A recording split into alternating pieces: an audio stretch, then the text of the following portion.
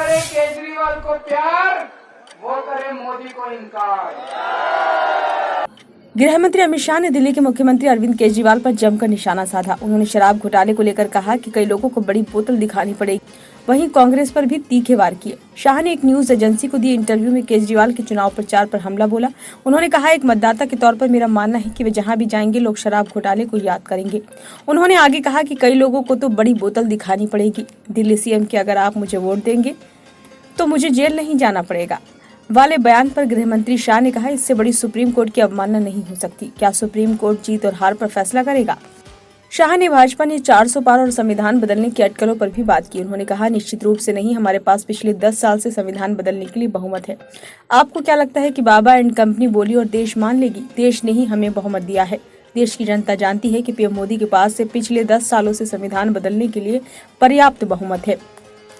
हमने ऐसा कभी नहीं किया, लेकिन हाँ, हम 400 सीटें इसलिए चाहते हैं क्योंकि हम देश की राजनीति में स्थिरता लाना चाहते हैं, क्योंकि हम देश की सीमाओं को सुरक्षित रखना चाहते हैं, बचे हुए गरीबों को लाभ पहुंचाना है।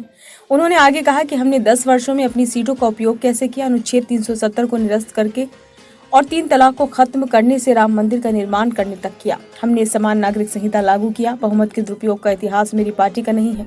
बहुमत के दुरुपयोग का इतिहास इंदिरा गांधी के समय कांग्रेस ने किया। गौरतलब है, शराब घोटाला मामले में सुप्रीम कोर्ट से अंतरिम जमानत मिलने के बाद अरविंद केजरीवाल ने दिल्ली में चुनावी प्रचार शुरू किया है। प्रचार कार्यक्रम के दौरान केजरीवाल ने भाजपा पर निशाना साधा। कहा था, उन्होंने मुझे जेल भेजा क्योंकि मैंने आपके लिए काम किया।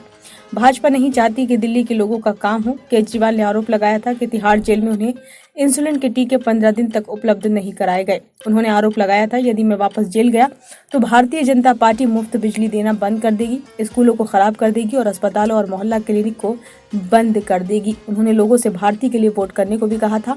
केजरीवाल ने रविवार को कहा था कि यदि लोग आम आदमी पार्टी को चुनते हैं तो उन्हें दोबारा जेल नहीं जाना पड़ेगा। ब्यूरो रिपोर्ट, नई दिल्ली।